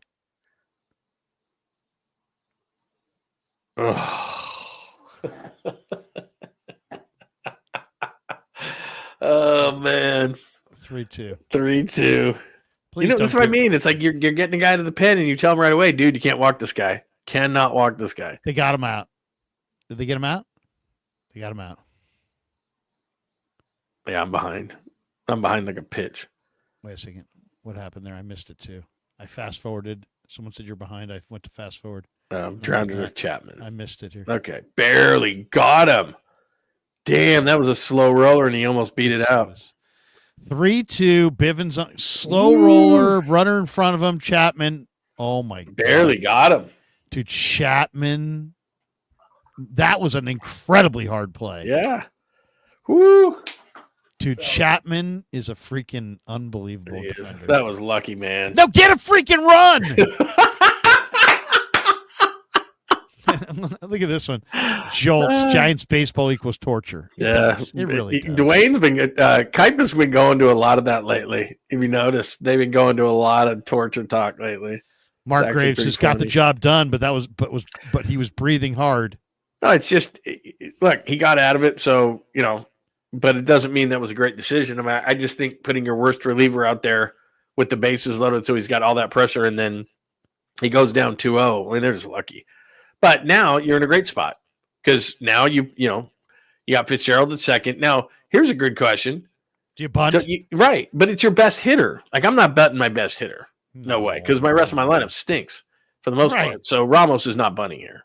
No. You hope Ramos hits one to the freaking Treasure Island, right? And so he's not bunting. No. Bunting for what? I mean, Jung-Hoo Lee's not terrible, but it's like the rest of your lineup is like Josh Murasett. Going to Bivens is like Moody attempting a 45-yard field goal with 3 seconds left. Wow. I'm telling you, man, on Moody, he can do all the mental exercises and do all that stuff he wants to do in this offseason. I don't care, Krug. I don't care if we're sitting in the booth and it's a preseason game. He misses a preseason field goal. I mean, it's going to be. He's going to be back at square one, man. Get rid of him. Kid Trickster. I'd rather listen to Nick Sorensen ramble than watch Giants baseball. Look how close this play is at first. Just a communication breakdown. Breakdown. Nick, you were covering Justin Jefferson on that 97-yard pass with George Odom. What was the plan there? Just a communication breakdown. Just a communication breakdown. Okay. What do you mean? You mean like you forgot to put the right player on the field at the right time? Is that what you're talking about? All right. So, look, he's got 3 singles on the night, Ramos. Could you just get one more and end this sucker? Can somebody give me a reason to slam this? Yeah, I'll slam one too. I got one sitting here. Look, I just poured one. Oh, my God. This is so ridiculous. The guy has 3 singles, and then he comes up with the guy in first pitch. Dude. God, do we want to stay here all night? God, it drives me crazy. When this game's over, by the way, we're going to hand the reins to 𝐷𝐸𝐿, who joins us from his studio right now. Danny, good to see you, Danny. How are you? Ridiculous. Doing good, guys. How you doing? How are you doing? Good. Are you drinking? Did you drink more than we did? Yeah. Why are you doing so? Why are you doing so good? Torturous. Actually, I'm just kind of. Oh, this is what happened? ridiculous. I'm probably ahead of you guys. This is bad, man. I know. You got a guy on second. You held them down, and you still can't score. And you got this is the top of your lineup. These are supposedly your best hitters. Worst base running I've ever seen. Oh my God! I mean, especially Lee getting picked, but you're in the 9th inning. Tyler Fitzgerald, that's your only real ability is to run and you get picked off. Like, Yeah. You got the right guy at the plate, right? You got Wilmer come through with 2 out here. 2 outs, man on third. Wilmer's 2 for 4. It feels like it's going to happen here or it's not going to happen. Yeah, because then the rest of your lineup is. Come on. Plus, Wilmer would be your runner next inning. Gosh. God. Oh, they'll bring in Johnson. Yeah, they got Daniel. They'll bring in right. that Daniel Johnson guy. Yeah, they can't have Wilmer out there. Oh my gosh. Come on, dude. How about take a pitch and maybe a ball in the dirt? I know they're so anxious. That's the other thing too. Oh, that was a great take. That was a strike. Mm. You didn't think that was a strike? Inside corner? No? All right, 1-1. 1-1, Wilmer at the plate. You got the right guy at the plate. Yeah. And he swung through an 86-mile-an-hour slider. Yeah, we're not going to be chugging these Curveball. beers, dude. Oh, and pass ball! They win! No. They win on a Serious? pass ball. Yes. Are you ahead of That's us? so giant. Yeah, you must How be. could you be in Arizona ahead of us? I don't know, That's how so is that? Giants. That's Is that not serious. giant? They can't get a hit, but they'll take a pass There ball. we go. There we go. All No right. way. There we go. That's hilarious. Oh We my win. goodness. I wagered on this one tonight, by the way, Danny. I almost lost. There we go. Johnny, it's time That to is slam. crazy. There you go. Winner, slammer right here. That is so funny. Plus, that's just a straight pass ball too. Is that Murphy back there still? That's just a straight pass ball. I mean, he's got to catch that one. That wasn't even tough. You know, here's the thing I do not understand. You got a runner on third. I've seen a couple teams do it. It should be mandatory in a late game like this. Go back to the regular catching where you're not going Right. down on knee, trying No to doubt. steal, The guy on trying to third? steal a low strike. I mean, if he's in a regular What's more catcher important stance at that point? he shuffles over and blocks that with Easily. his chest. Easily. That Yeah. is just so stupid. It is stupid. To go down on one, like you're going to steal a low strike versus a pass ball and lose the game. Just dumb. It's a great win. Ah. Great win. Wow. All right, Danny. That's so very you're going to be Giants. doing post game, huh, Danny? You Yeah, got we're post game ready- coming up on the Dan 𝐾oach NorCal Sports Network. Yeah, we're ready to roll right now. We're loaded up and rocked and ready. So we'll be over at NorCal Sports Network. We'll break down the game and see if I can stay awake.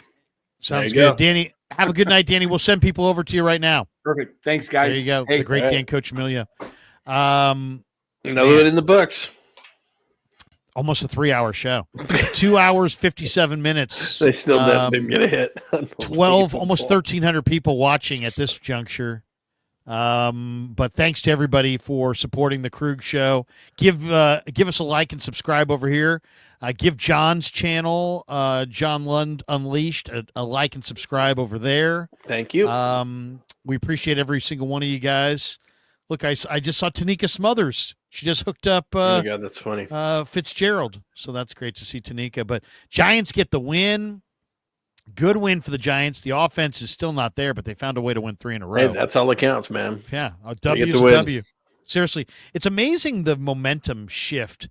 They were down 5-0 the other night. They, miraculously come back, win 6-5.